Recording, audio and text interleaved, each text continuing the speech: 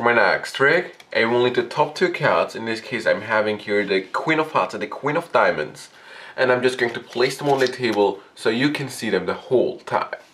At this point, I need the spectator to call out stop. Stop right there, okay? So now I'm just going to show you the top card, so please memorize it. In this case, the Two of Hearts. Now, I'm just going to take the Two of Hearts and I'm going to sandwich it in between the two red queens, just like so. So you can see the card is in between the red queens.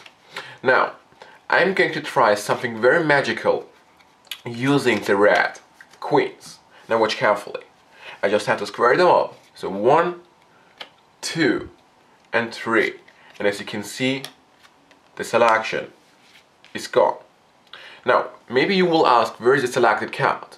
Now, to get the answer, I just have to snap my fingers. And you can see that there is one facing down card in the whole pack, which just happens to be your selection, the Two of Hearts. So that's the trick. I hope you enjoyed it, and I see you next time. So here's the explanation for this trick. For this trick, you will need the two red queens or any two of a kind, and you have to put a piece of double-sided tape on one of the queens. Okay, so it's invisible to see. In this case, it's on the Queen of Hearts. Okay, now once you have them, just place them on the table. And for this trick, you will need a double-backed card. Okay, if you have, for example, a Dragon back deck or a Guardians deck, you will get a double-sided card. But if you don't have a double-sided card, you can just stick two cards face to face, and you will have a double-sided card. Now, the setup looks like that. You can just shuffle the cards and you place a double-backed card on top, okay? And then you place the two red queens on top of the pack, and the card with the double-sided tape should be on top right here, okay? Now, to get started, you say that you will need the top two cards, flip them over, and then you just take the Queen of Hearts, which has the double-sided tape on it, on top of the other queen, and place them on the table, okay? So don't square them up. Once you're here, you just give the card several false cards so the double-backed card is still on top, and then you just have to force the double-sided card, okay? In this case, I'm just going to use the Riffle Force. In the performance, I use the Dribble Force, so you can use any technique you wish. So the spectator says stop, and you cut the double-sided card to the top. Once you're here, you have to perform a double lift to show that the double-sided card is actually the Queen of Clubs. Once you have shown the card, you flip over the double again, and then you take the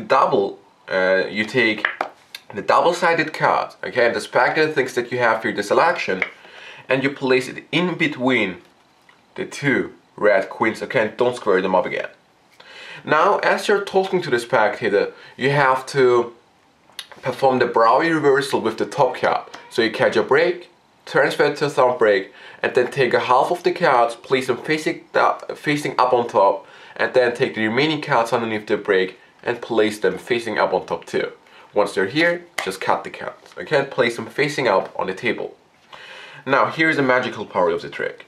You take the three cards, square them up, okay, and spin them around your middle finger and thumb, okay, and the reason why you're doing this is you're pressing on the cards so the double-sided card sticks to the Queen of Hearts because it had double-sided tape on the back of it.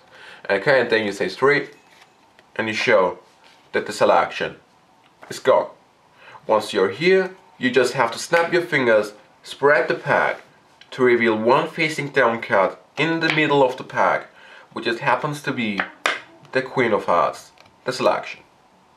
So that was basically the trick. I hope you enjoyed it, and I see you next time.